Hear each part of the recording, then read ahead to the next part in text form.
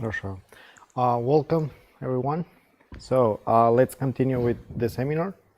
Let me remind you some definitions. So the MIP, or the mathematical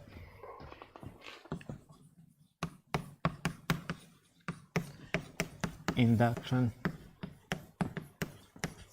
principle, is as follows. So for all unary predicate phi over the natural numbers, if phi of 0 holds, and for all n natural, see if phi of n is true, then phi of n plus 1. So then for all n, phi of n holds. So for all unary predicate phi over the set of the natural numbers, if phi of 0 holds, and if we have that if phi of n is true, implies that phi of n plus 1 is true, then phi of n holds for all n, all the possible values for n. So this is the mathematical induction principle. And we also define the LMP, so the least number principle. Okay, and for this one we have that again for all unary predicate phi, if there exists n for such that f phi of n holds, then there exists m such that phi of m holds, and for all k less than m, phi of k doesn't hold. Okay, so that if we have that there exists some number for which this property holds, then there exists a number, a least number, such that all the numbers less than this number, for all the numbers less than this number, the property doesn't hold. Okay, so we have these two definitions of induction, and you already proved in your lecture that this definition, this kind of induction and this kind of induction, yes, they are the same, they are equivalent. Okay, and there's also a third kind of induction that we are not going to talk about today, but you already saw that. Okay, so the last seminar we finished with exercise 1A. By the way, do not forget about putting a plus into YouTube. On YouTube, I want to check who is watching this lecture right now. And so let's check let's see exercise number. So this is exercise number 2b. Okay. So we proved 1b, right? 1b. Now we have to prove the following, that for all n greater or equal than 1 holds the following. So holds that the sum from k1 to n k2 to the power of k is equal to n minus 1 2 to the power of n plus 1 plus 2. Okay, so we have to prove this, right? I hope you remember the meaning of this sigma here. This is the sum for all the possible values from k to n. Okay, and that's it. Now, how are we going to prove this? How do you think? By induction, of course, right? So we have to use induction here. So by induction,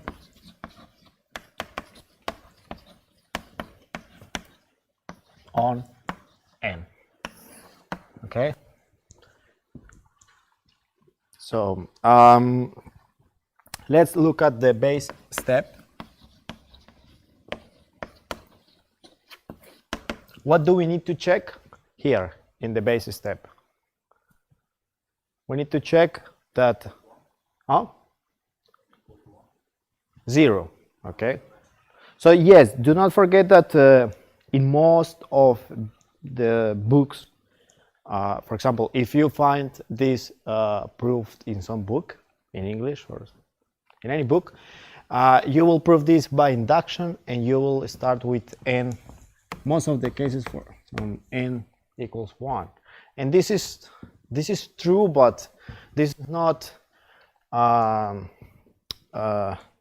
very formal. Okay, so this is true. Yes, this is going to be a real proof, but we have to do it for all. Yeah, look. So we have here that n is at least 1. Yes, but n is a natural number. It means that n can be 0. You know, so we have to check for all this n, right? And we say that if n is 0, then this is true also. Okay, so I hope you understand the meaning of this. So the best step is that we have to check that phi. So what is phi? Phi, let's call phi of n is this. Is that for n at least 1, if n is at least 1, then it implies that this sum from here, from k1 to n k2 to the power of k is equal to n minus 1, 2 to the power of n minus 1, n plus 1, plus 2. Okay, so this is going to be phi. And now we have to check this property for 0, right? And what does it mean? So we have to put 0 here.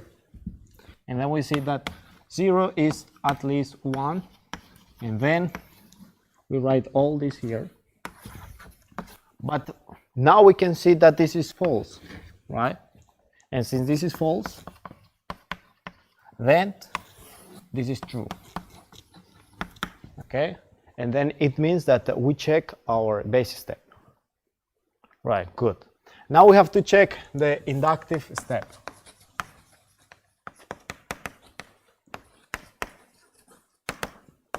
And what does it mean that we have to check our inductive step? So what are we going to assume here, and what are we going to try to prove?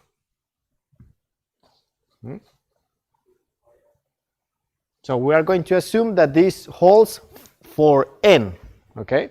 And we are going to try to prove that this holds for n plus 1, right? So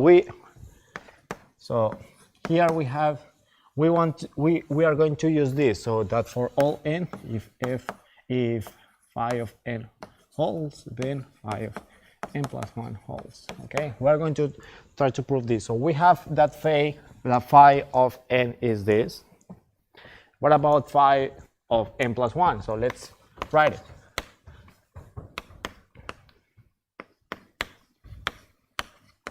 So we have to put, so we have just to change everything that is written here for n, we have to change it for n plus 1. So if n plus 1 is at least 1, then the sum from k1 to n plus 1 of k2 to the kth power is equal to n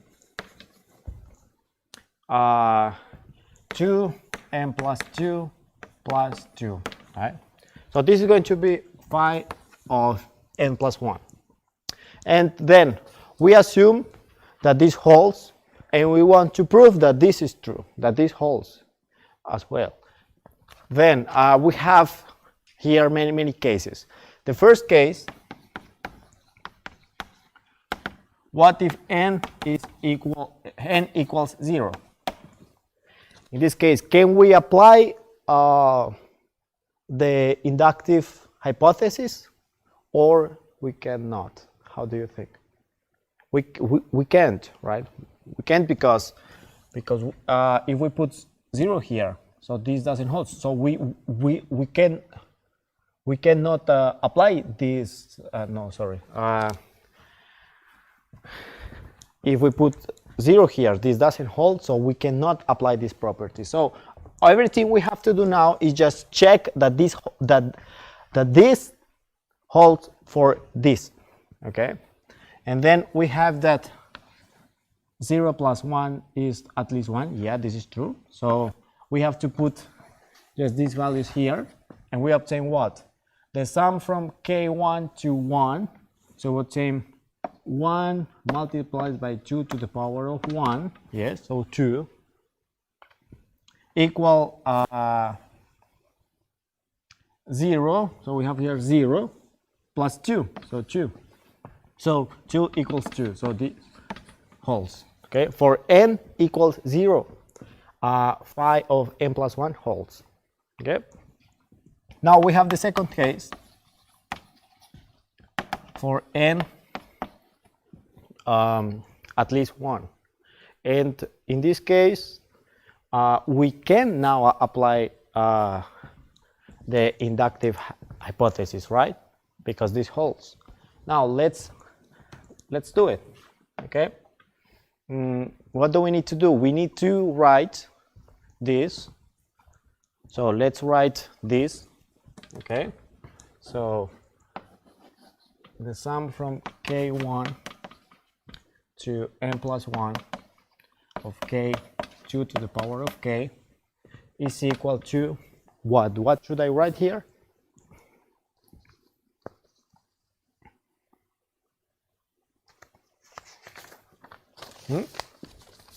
So I have this, right? I have to prove that this is equal to this. And I know this equality.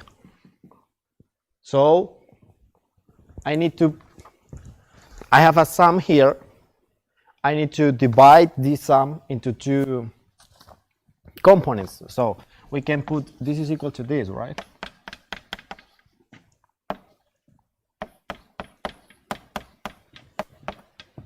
So the sum until n, so we have here n plus 1, and here we have n. Then we need to add here n plus 1. So n plus 1 and 2 to the power of n plus 1, right? Now this is equal to this by definition, because just this is a sum, okay? Now, what can we say from here? So what can we? Yeah, so this is equal to that. So n minus 1 to the power, so this is n minus 1, 2 to the power of n plus 1, right? n plus 1 plus 2.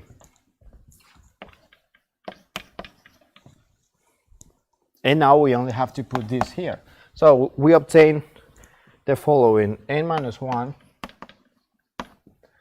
times 2 to the power of n plus 1 plus 2 plus n plus 1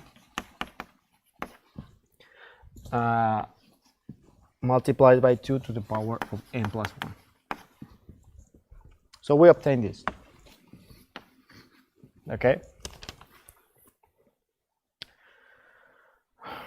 Yeah. So what can we do here? So we have here minus 1 and we have here plus 1. We can cancel this. Yes. And then we are left with, so this is going to be, let me write it here. So this is going to be equal to 2n, so have n and n, and this is the same. So 2n multiplied by 2 to the power of n plus 1 plus 2, right? Now I have here 2 and 2, and since you know, if you have a, b, and multiplied by a to the power of c, this is equal to a, b plus c, right? To the power of b plus c. So we can put this 1 here, sum up here, and then this is equal to n plus 2 plus 2. And this is exactly what we needed to prove. Okay. So we showed that this is equal to this, okay? And this is what we wanted to prove. And that's it. So it means that, so let me write that. So by the mathematical inductive principle, induction principle, for all n, no, for n at least 1 holds, phi of n holds, phi of n holds, sorry. And that's it, okay? So this is the proof for 2b. Yeah, let me erase this part here.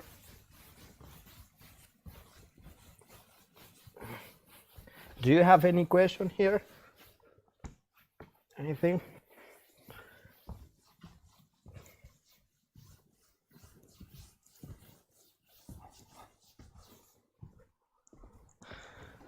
No? Okay. Yeah, I think it's clear because the last class we did this and it's absolutely the same. Okay. Now, number 2. Let me check what number 2 is. So, let me find it.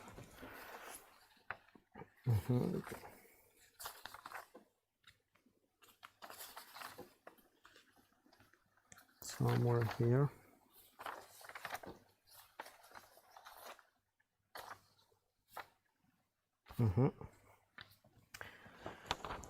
Now, number 2.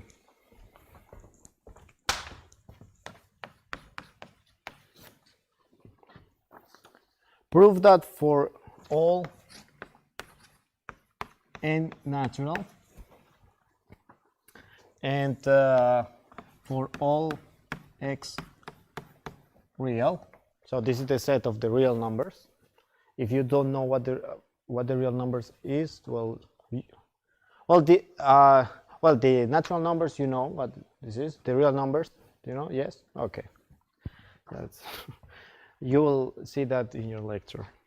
I don't know, for every real at least minus 1, so here x belongs to the real numbers, okay?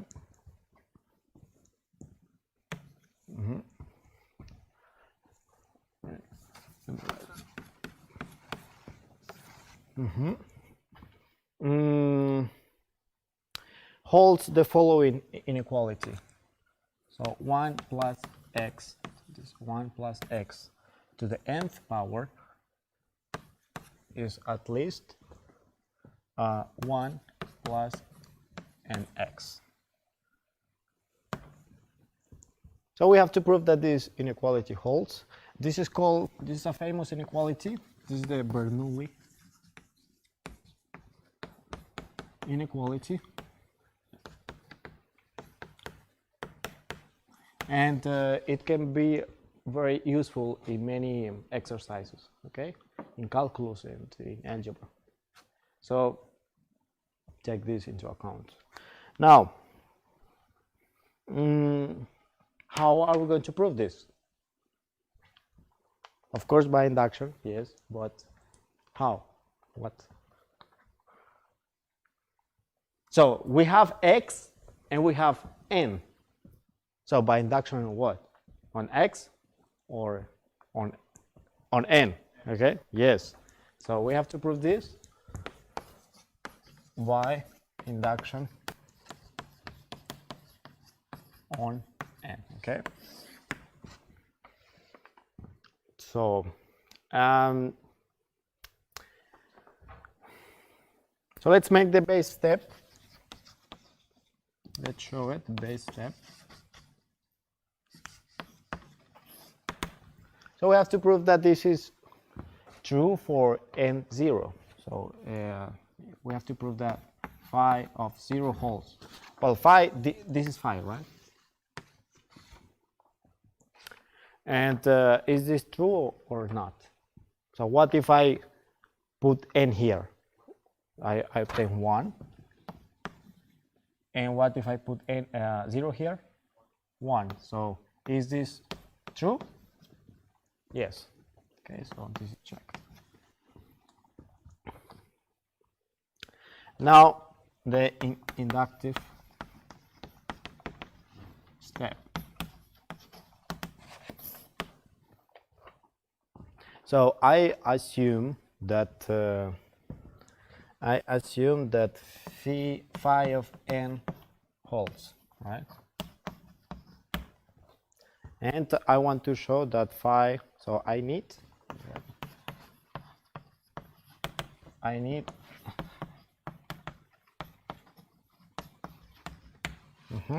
So I assume this, and I need to prove that phi of n plus 1 holds as well. And so how many cases do we have here? We have just one case, right? Because what if n is equal 0? Then we still can work here. Right? If n is 0, then we can, so phi of n holds. So the assumption holds if n is 0. So we can just take, we can prove it. So take any n, okay? So n at least 0, so all the natural numbers, okay? And let me write this part.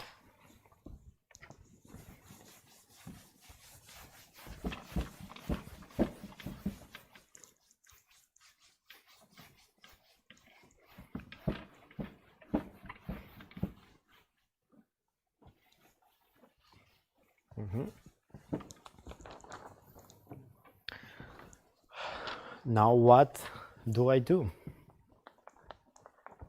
What do I need to do here? So I know this, I know that this holds. I need to show what? So phi of n plus 1 is what? Is that 1 plus x to the power of n plus 1 is at least 1 plus n plus 1 x. Yes? I need to show this. So what do I need to do here?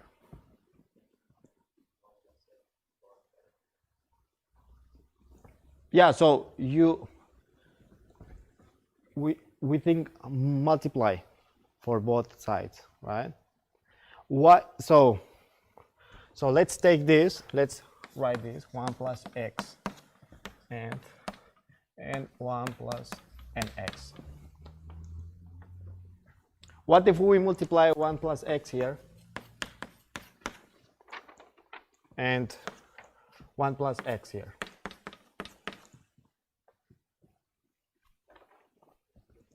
Is this true? So 1, so this is going to be 1 plus x and plus 1, and this is going to be just, well just 1 plus nx multiplied by 1 plus x. What should I write here? Equal? Why?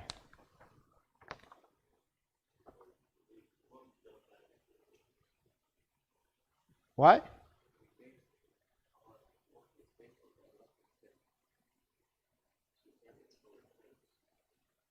Yes, but I mean, so this is true, okay? And we are multiplying everything for 1 plus x. Why it doesn't change the inequality? Non-negative? So this is non-negative, right? Why? Because of the condition, right? So we have that x is at least minus 1. It means that x plus 1 is at least 0. If we don't consider this, then we cannot do this, because if this is a negative number, then we change here the direction. Okay, so this is important. So this is let's write here, since x plus 1 is greater or equal than 0. Okay, so we obtain this. Now all we have to do is something with this, right? So this is equal to what? 1 plus, so 1 plus x plus nx plus nx squared.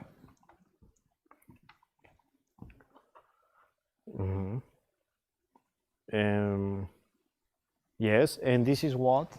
This is x n plus 1, yes. So what do I do here? So this is bothering me. This bothers here. I need to eliminate this one, but so what I change here? Yeah, so I just put 1 plus x n plus 1 multiplied by n plus 1. And what should I put here?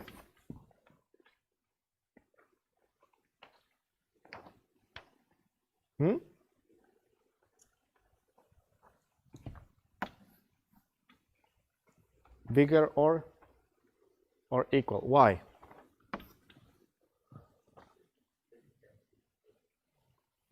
Yeah, so this is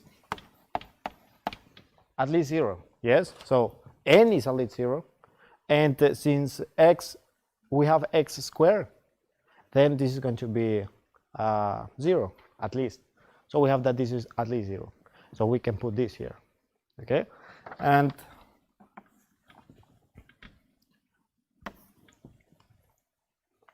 that's it, right? So we have 1 plus n plus 1 x, and this is what we are trying to prove here.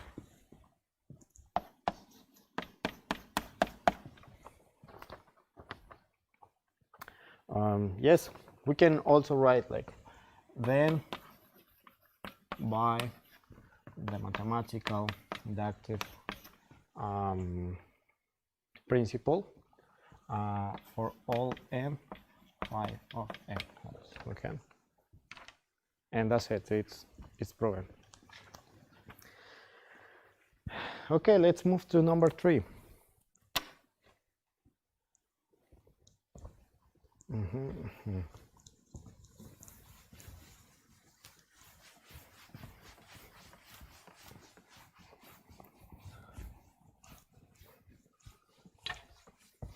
So these kind of exercises are easy. I mean, everything is clear when we're talking about naturals and we have to prove some sum or something. We always have to do the same. So I think there will be no complications here. Now number 3. Number 3. So we need to prove that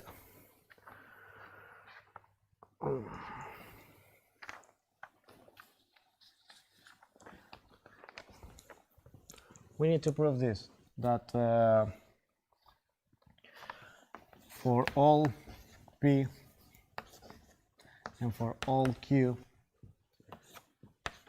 P natural and Q natural, right?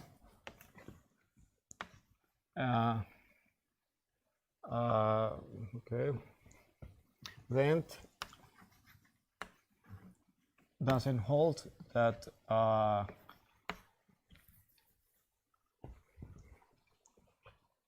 no, that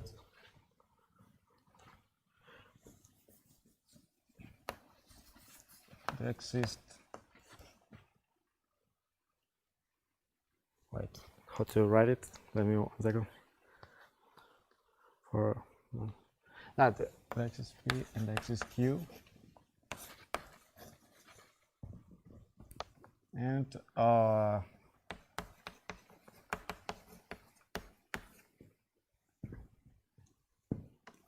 so that this doesn't hold. What do I mean?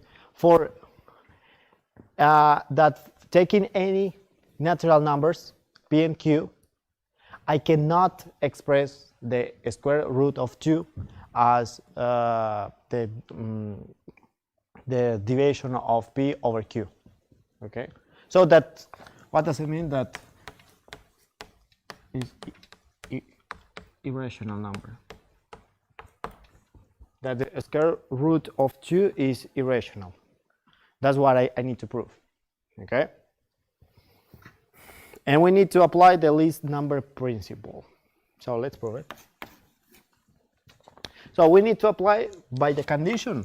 First of all, we need to apply the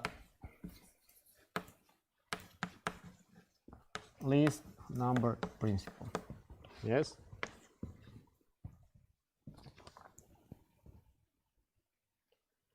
How do you think we need to? What do we need to do here?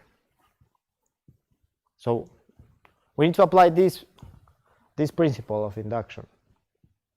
What do we have for this principle? So it means that I don't have it here.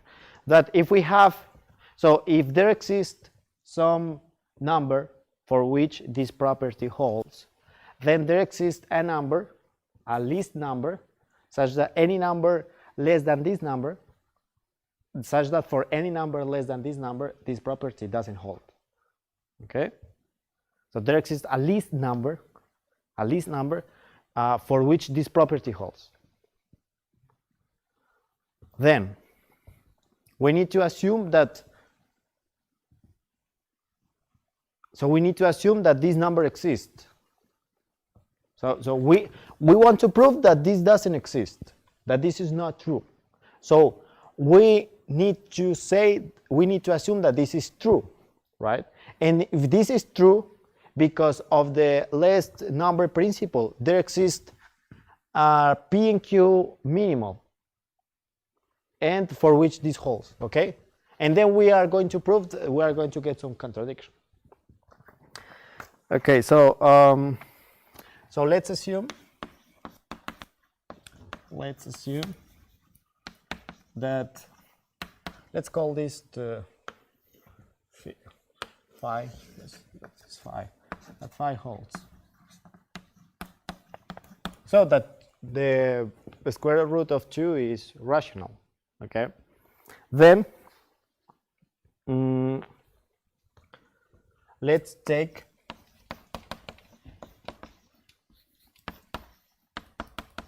the minimum possible Q value for Q. Okay, so we take the minimum possible value for Q, for this Q. We can in the same way, take the minimum possible value for P, but it's the same. Okay, it doesn't matter here. So we take the minimum possible value for Q. Then, from here, so P over Q equals the square root of 2. This is the same if we write P over Q square equals 2, right? And this is the same of writing P square equal 2Q square. Yes, this is the same because of algebra.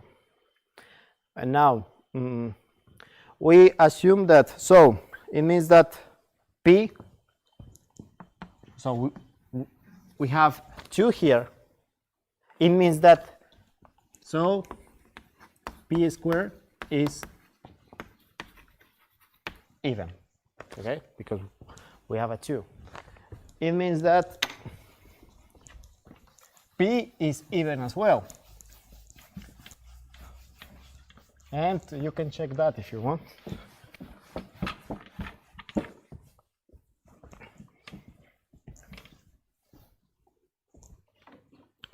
So P squared is even, thus P is even as well. Yes? So if P is even, what does it mean? It means that there exists, so there exists some, I don't know, beta, such that P is equal to 2 beta. Right? And now we can write them. We can go back to this equation here. So we have that P squared is equal to 2Q squared, right? And this is equal, P squared is equal to 2 beta squared. Okay? And it means that this is equal to 4 beta squared. Then from this equality, if we divide it by 2 and by 2, we obtain that Q squared is equal to 2 beta squared. And what does it mean? So Q is even as well. So we obtain that P is even and Q is even. And since Q is even, then there exists some alpha such that Q is equal to 2 alpha. Okay. And then we can write the following. Then P over Q is equal to what? So P is equal to 2 beta. Beta, this is not beta. Beta, right? Yeah. And Q is 2 alpha, right? So this is equal beta over alpha. And so then beta over alpha squared is equal to what? To 2, right?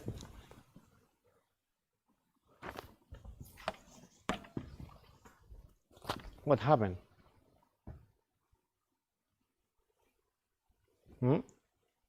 So we have that P over Q squared is equal to 2, right? And we said that this is the minimum possible number, the minimum. And now we take, and now we have, now we found that beta over alpha squared is equal to 2. And they are less than, so alpha in this case is less than Q. So, and alpha is less than q, right? Because q is 2 alpha. So we got a contradiction because we said q is the minimum possible value for this number here. So we assume that this number is the minimum one. And now we find another number that is less than this minimum for which the property holds. So we got a contradiction. Okay. Then by the least number principle, 5 doesn't hold. So this was 5, right? So 2 is, the root square of 2 is irrational.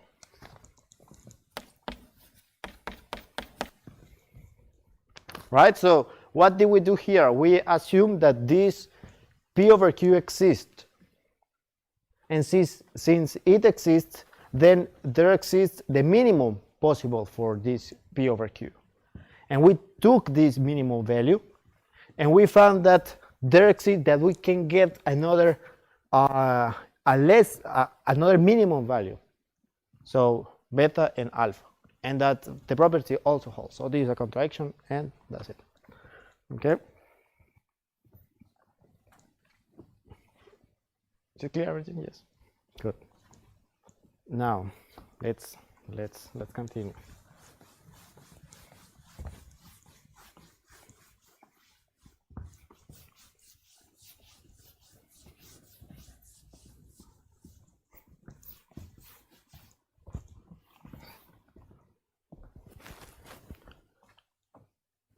Now exercise number 4.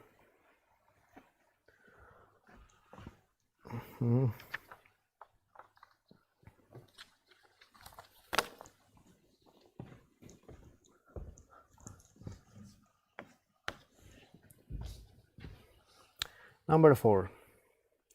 So solve the equation. Solve the equation. Which one? A square, no, to the power 4 plus 4b to the power 4 plus 2c power 4 plus equal t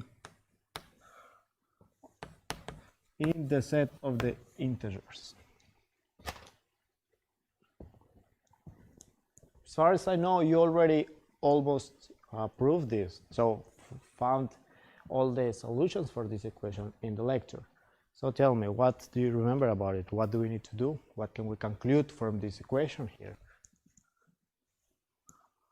Do you remember? So first of all, what's the obvious solution for? So what's a solution here? Just 0?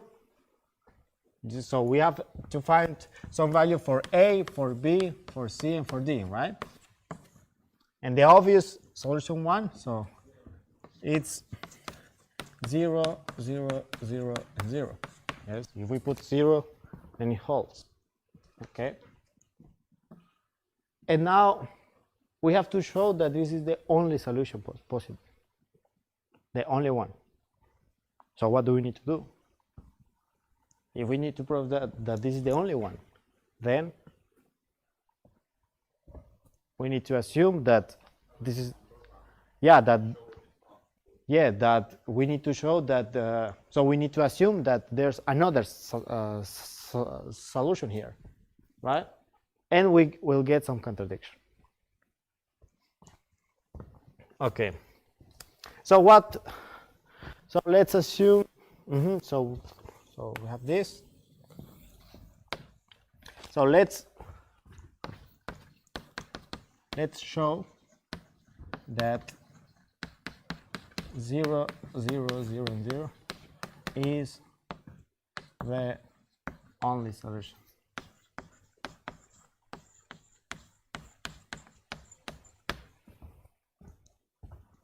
So let's assume that is not true. So okay. But before that, so let's look at this. So what if, so if A, B, C, and D is a solution for this, then, so is a solution,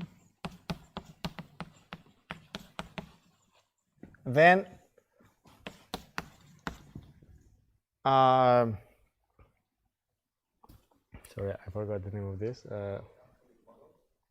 The model, yeah, the absolute value, right? The absolute value. Also the model, but let's get the absolute value of A, B, C, and D is a solution as well. Why?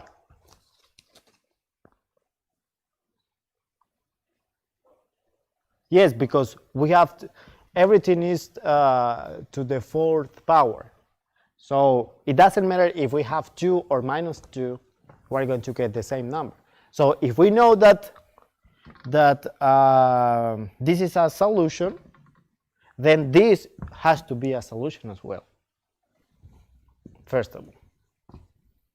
So we are going to deal, so here we are dealing with integers. So A, B, C, and D are integers. Now we are going to deal only with naturals. Right? We can forget about the integers. We are going to deal only with naturals. If we can prove everything for naturals, then it will be proved for integers as well. Okay, good. What else?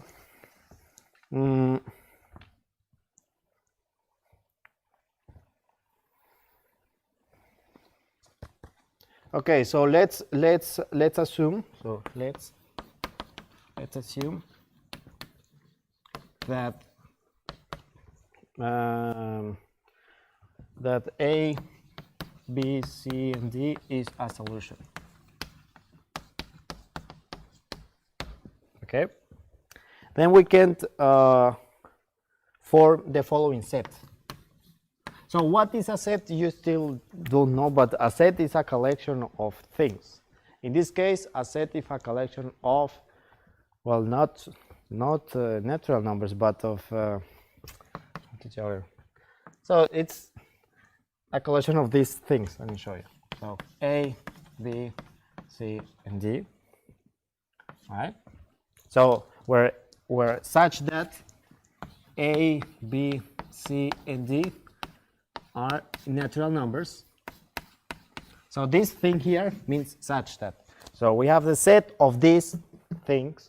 So these are natural numbers. Okay, this is like a string.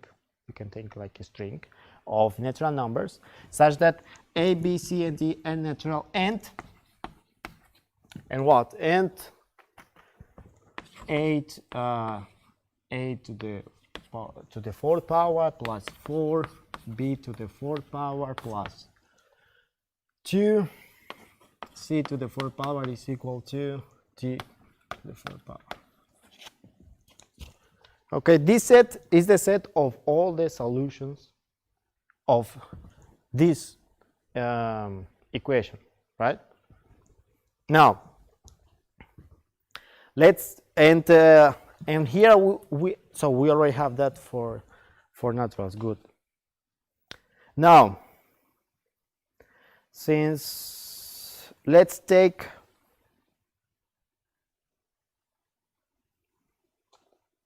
and okay, and I forgot to write here. What else do I need to write? And so I'm not considering this solution. So this has to be, so A plus B plus C plus D has to be what? Bigger than 0, right? Why? Because this cannot be equal 0, and we are talking about naturals. So this has to be bigger than 0. So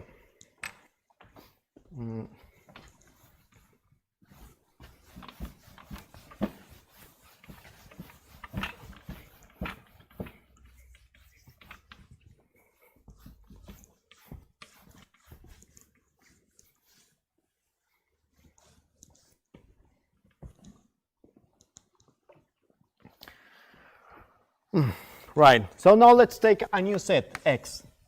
So we have the set Y of the solutions. Okay, this is a string here. And now we can take the following set. The set of A plus B plus C plus D. Okay, such that all these holds. Okay. So just write the set of A plus B plus C plus D. Okay. And we know that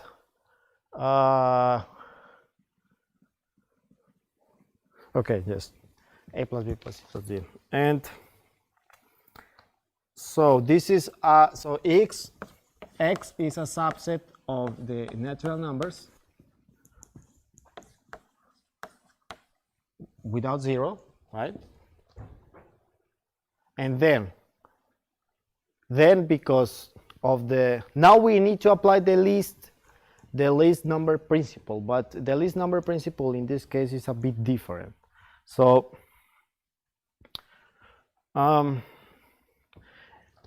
so let me write this not here. Yeah. Where? Here? So we take out the zero. Huh? No, subset. Subset. Okay, do you, well, X is a set of the natural numbers, okay? Yeah. Now, let me, so the least number principle, right? So we have the least number principle. We can state this definition in many different ways. Now we can state this definition for sets as well. I remember you haven't studied what a set is, how you can construct a set, the axiomatic theory of sets. You will study that in 1 month, I think, or a couple of weeks. But by now I need to tell you this, okay? So least number principle, and in this case is the following. So if X is a subset of the natural numbers, right, and X is not an empty set, right, empty set, then there exists the minimum. So there exists a minimum value of X that we are going to call min X. Okay, so we have a set of naturals here, non-empty set, and then if we have a non-empty set of natural numbers, then we know that there exists a minimal, so there exists an element in this set such that is the minimal. Okay, so that for all the other numbers are greater than this number. Okay, so if we have, I don't know, 6, 3, 2, 8, this is a set of, this is a subset of the natural numbers, and we know that there exists a minimal. In this case, it's 2, right? That's it. Okay, so this is the least number principle applied in sets. Okay, it's the same. It's exactly the same because we are saying that there exists the minimum. So in this case, what is the minimum? What can we say that there's the minimum if we apply it here? Is that there exists a minimal number for which this holds. Okay? So there exists a minimal A, B, C, and D for which phi, so for which this holds. This is going to be phi, something like that. Okay? Good. So there exists this number, and we can call it, so then by the least number principle, there exists X such that X is the minimum of X. This is X big, right? It's X small, so X big. Capital X. So we know that there exists some X such that is the minimum value here in this set, right? In this set. Now, Now we know this, okay? And so let's say that this is x, so such that x is equal to a plus b plus c plus d. Okay, so what have we done here? We have assumed that there exists a solution here, a solution a, b, c, and d. Then we built a new set, right? And it's going to be a plus b plus c plus d, right? And we say that this set has a minimum, and we call it x. Okay. Now,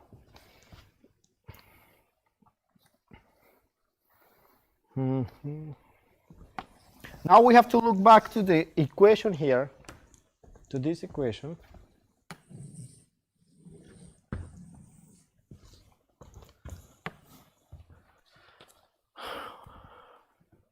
How can we make this equation a bit simpler? Right? We can do this, right? 2 multiplied by 4 a to the power 4 plus 2 b to the power 4 plus c to the power 4 equals d to the power 4. Right? This is the same. What does it mean? Yes, so d is even. So d is even. Right? So we have that. So there exists so beta such that, well, let me write, such that d is equal to 2 beta. Great. Now let's put this 2 beta here. Now I want to do that there.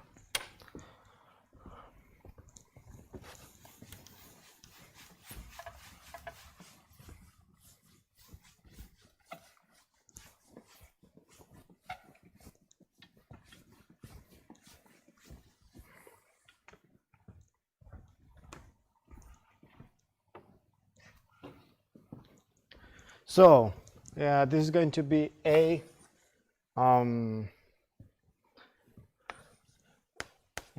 plus 4B4 plus 2C4 equal 2 beta to the power 4, right? And this is equal to what? 16, right? 2, yes, 16 to the power of 4. Yes? Now let's take all this to this side. So we obtain 2c to the power of 4 is equal to what? To 16 beta to the power of 4 minus 8a to the power of 4 minus 4b to the 4th power. So we can divide, so we can express, so C4 is equal to 8 beta, no, yes, beta 4 minus 4 a to the power of 4 minus 2b to the power of 4. What does this mean? Huh? Yeah, so what? C is even. So C is even. And then there exists some, how did I call it? Just gamma, such that C is equal to 2 gamma. Right? And we can do the same for all of them. So for A and for B. We can conclude that A is going to be even, and B is going to be even as well. Right? So we can do it, but I don't know, I think it's very, so it's quite, you can do it by yourself. Okay, so then, finally, then we have, so what do we have? We have that D is equal to 2 beta. We have that C is equal to omega. And let's say that A is equal to 2 alpha and B is equal to 2 lambda. Okay? Following, so doing this many times, we'll get that A and B are even as well. So we obtain this.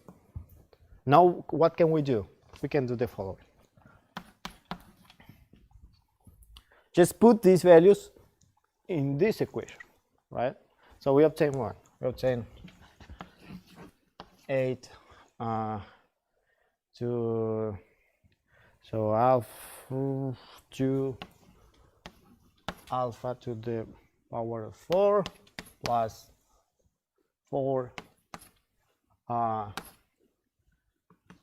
2 lambda to the power of 4 plus C to the omega sigma to the power of 4 equal 16. So 2 d beta to power of 4. So we obtain this.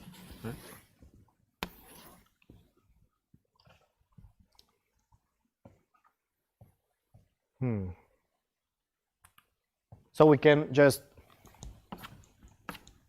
each 2 we can just put it out, right? Well, 2 to the power of 4, so each 16, and we cancel everything.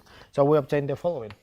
So this is the action. So we obtain A alpha to the power of 4 plus 4 lambda to the power of 4 plus 2 sigma to the power of 4 equal beta to the power of 4.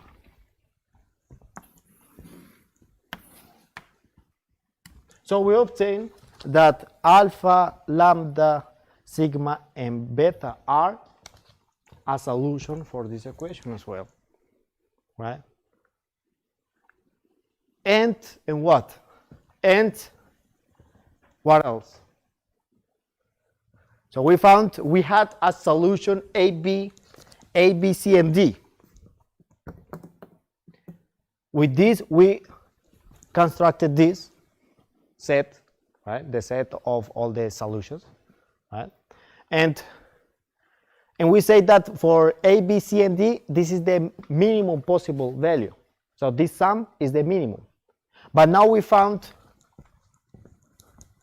alpha, well, alpha, lambda, sigma, and beta, for which this sum is going to be less than this one.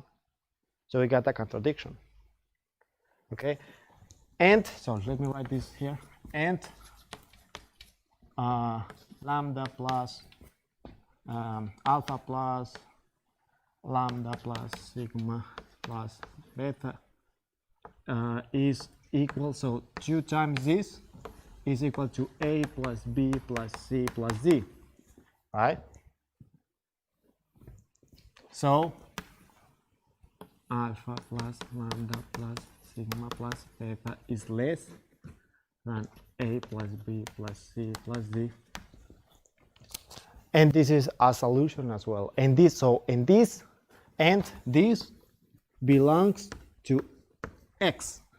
So this number from here, from this sum, belongs to this X. And is less than A plus B plus C plus D. And we say that this was the minimum. So we got a contradiction.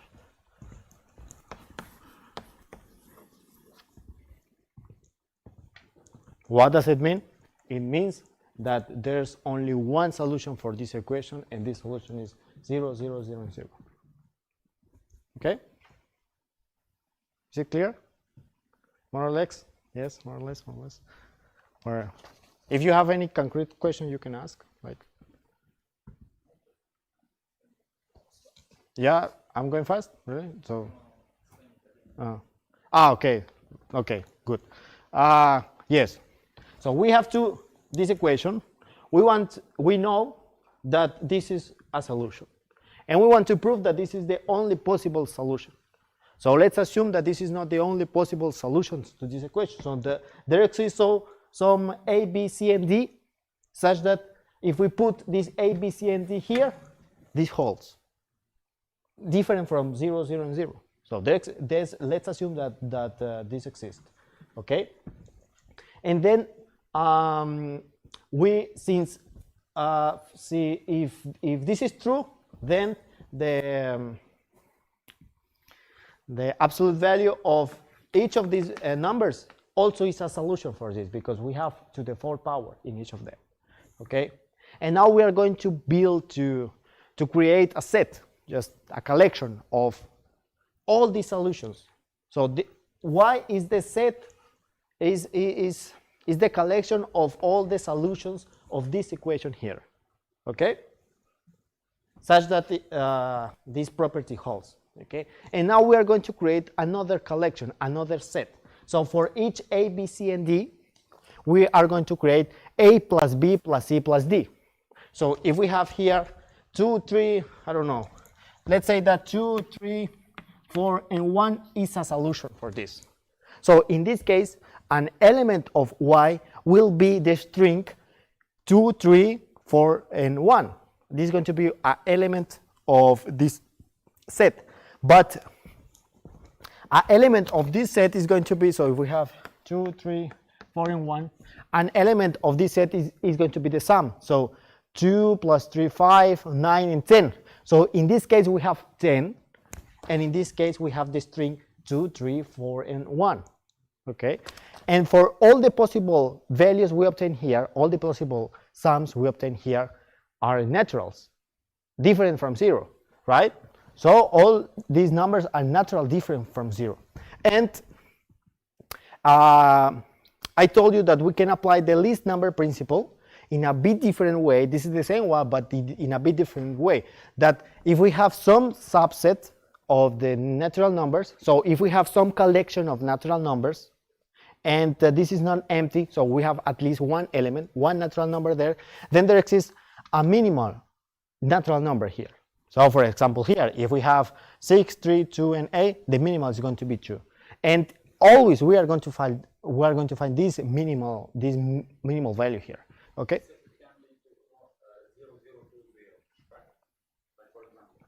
Yeah. Yeah, because even this can be just 0. This is a subset of the natural numbers, right? So yes, and then since we have an element of, since we have a set of natural numbers, we know that there exists some x that is the minimum here. So all the numbers that we obtain here are greater than this x, okay? Such that x, well, is equal to a plus b plus c plus d, right? So any other x prime, so for all x prime different from x is less than x prime if x prime belongs to x, right? Okay.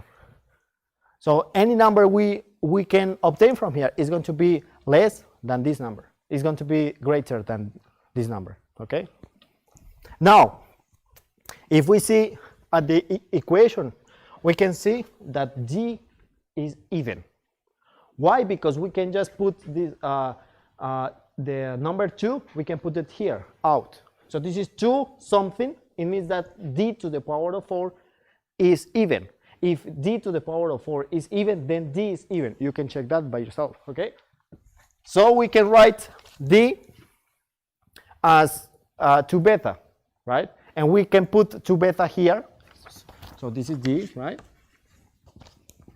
And we obtain the following, 16 beta to the power of 4.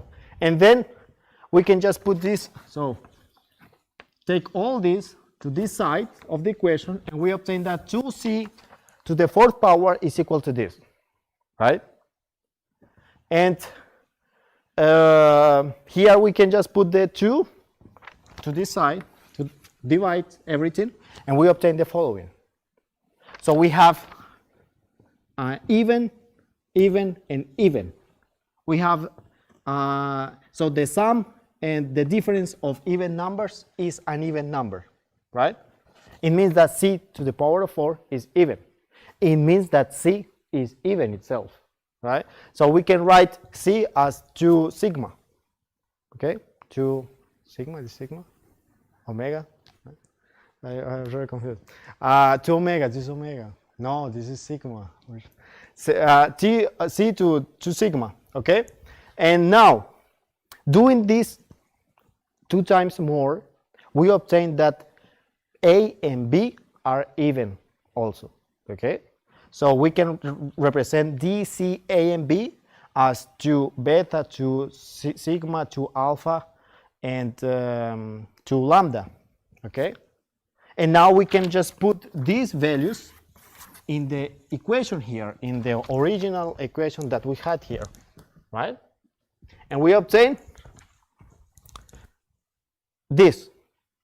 So we just cancel all the 2, so this is 16, 2 to the power of 4, 16. We cancel all the 16 here. And we obtain this. If we obtain this, this means that alpha, lambda, sigma, and beta are a solution of this equation. Okay? So this is a solution of this equation. But 2 times the sum of this is this. So the sum of alpha plus lambda plus sigma plus beta is less than this sum. And this can't be true. This cannot be true. Because we assume that this sum here, is the less possible, the minimal possible. But we obtain some solution for which the sum is less than this. So this is a contradiction. So we obtain a contradiction because a contradiction with the minimality of A plus B plus C plus D. Okay? And then it means that this is not true, and 0, 0, 0, 0 is the only solution here. Okay? Great. Now, the next apply. So this is a long one. I think no, we have 10 minutes more. We have 10 minutes. Yes, it's okay. So let me. Yes, this part.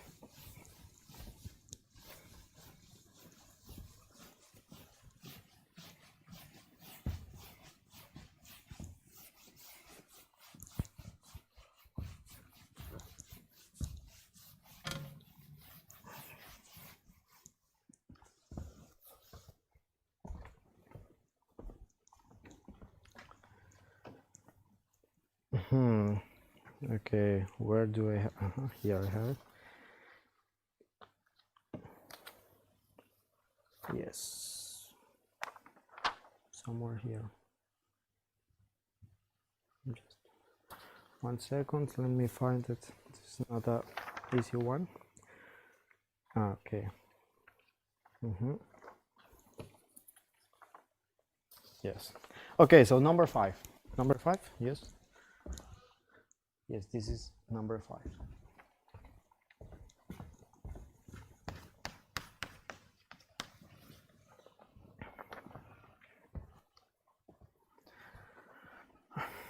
So we have to prove that given A equal B Q plus R plus R. So given this, where A, B are natural numbers and B is greater than 0. We have to prove that there exist R and Q naturals such that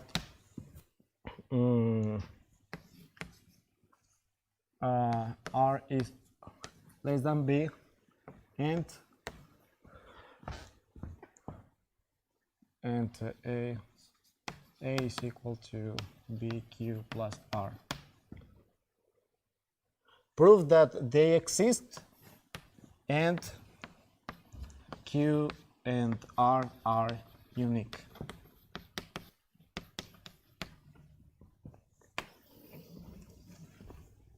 So we need to prove that for every two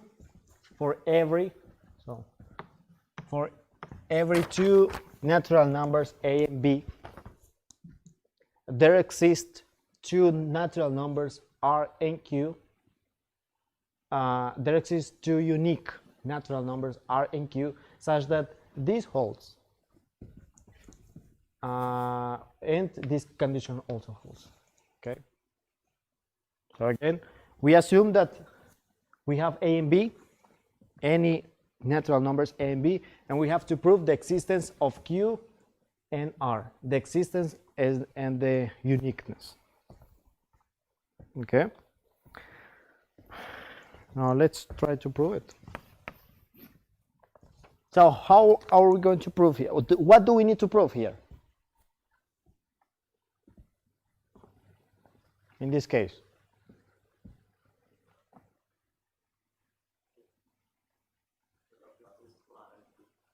What?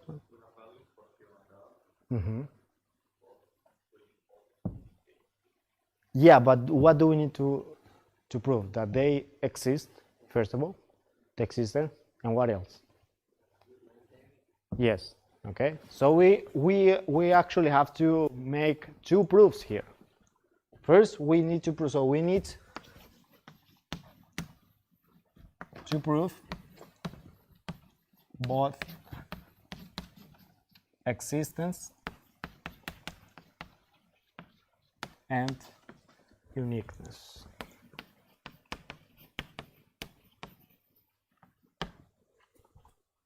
Right? So let's prove the existence. So let's prove that Q and R exist, that they are defined here.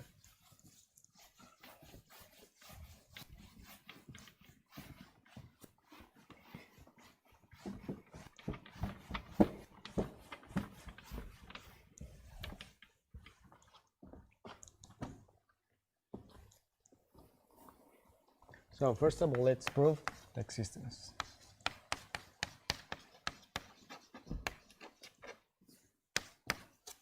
Okay.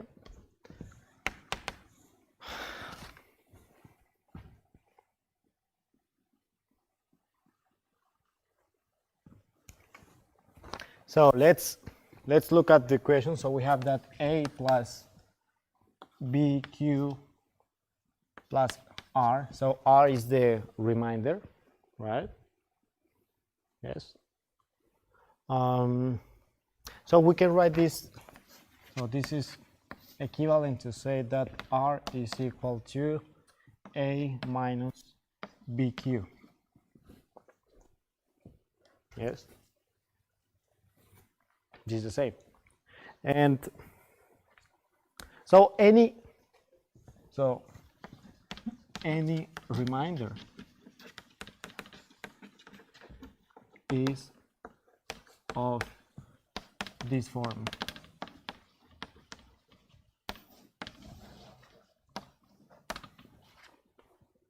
Okay, so if there exists, it should be in this form. Okay. Now, let's consider the following set. So consider the set. Again, we're going to use the notion of sets here. So let's consider the set S equal to, so set is going to be the set of all the reminders. All the possible reminders.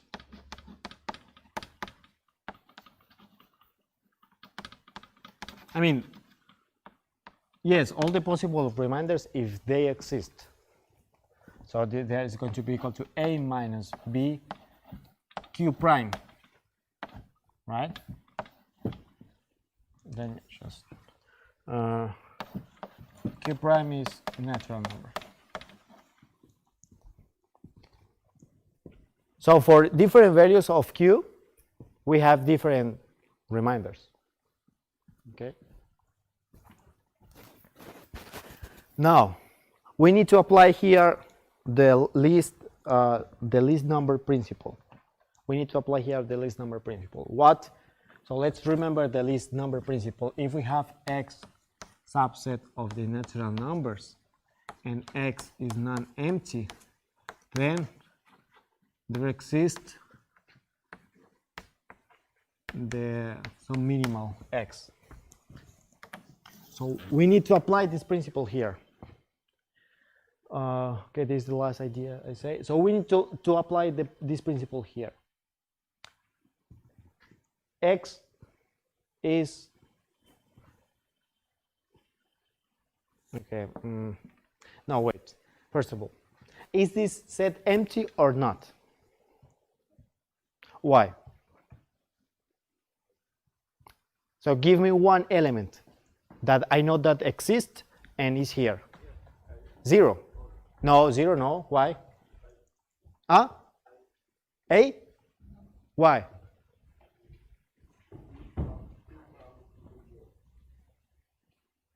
Okay, well, what, maybe I understood. So what if q prime is equal 0? Then a minus bq prime is equal what? A. And we know that A exists, right? Then at least A is an element of S. At least A. So this is not an empty set. And that's it for today. So I have more time. Thank you very much.